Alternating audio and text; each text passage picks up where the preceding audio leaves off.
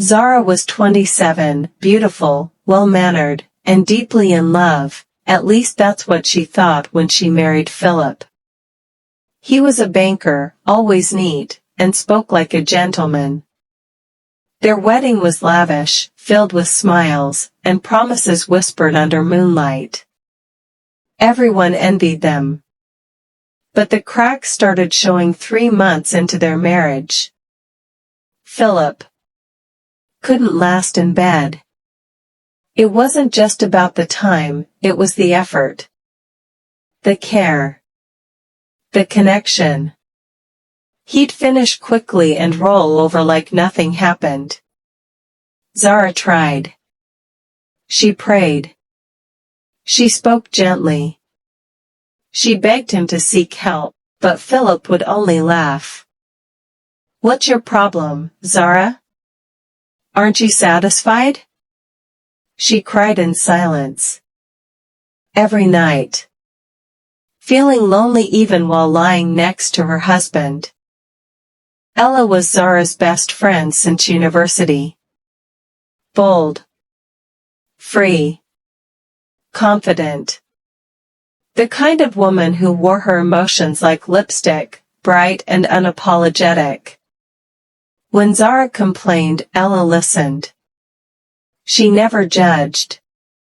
"Maybe he's just scared, or maybe you deserve better," she whispered once while brushing Zara's hair.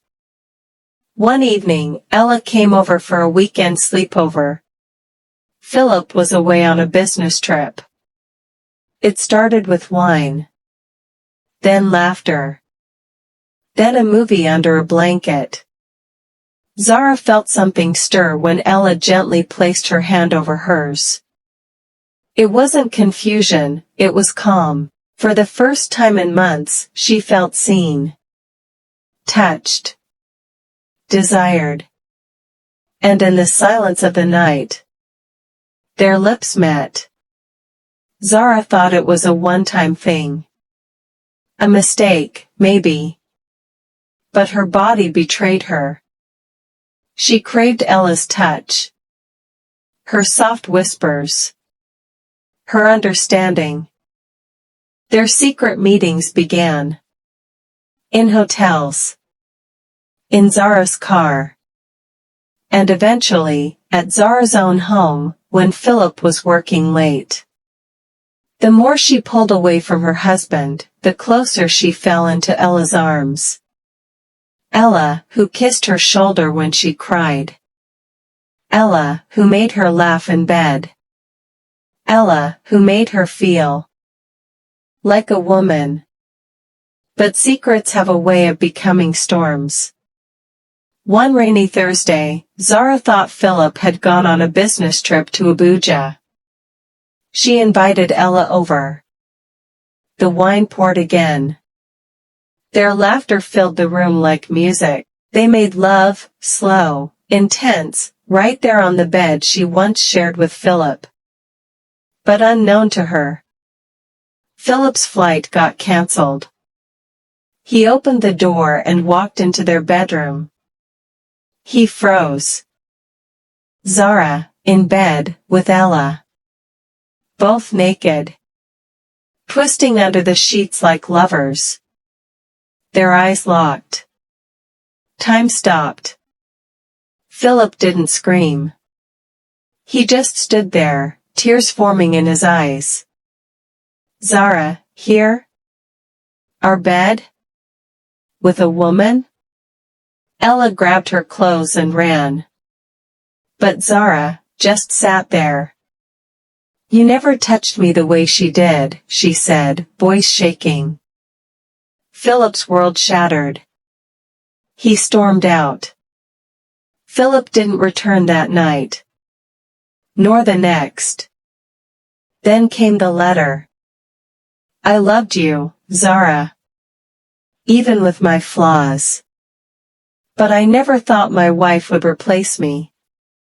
With her own friend. You didn't just break my heart, you buried it. The families found out.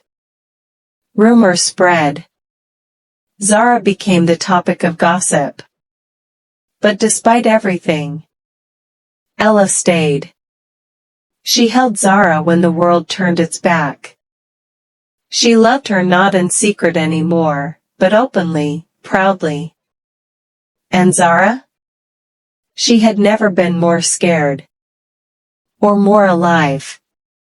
Months passed. Zara and Philip finalized their divorce quietly. Zara moved to a smaller apartment with Ella. They started a small art business together, and slowly, peace returned. But just when everything seemed settled, Zara found out she was pregnant. Philip had been the last man she was with. Now, she stood at a crossroads. Would she raise the child with Ella? Would Philip come back for the baby? And most of all, could love survive, even when born from betrayal? Some say love is a choice. Others say it's fate. But sometimes, it's both a blessing and a curse. What would you do if you were Zara? Pause. Drop your thoughts in the comments. And don't forget to like, share, and subscribe for more real-life inspired stories.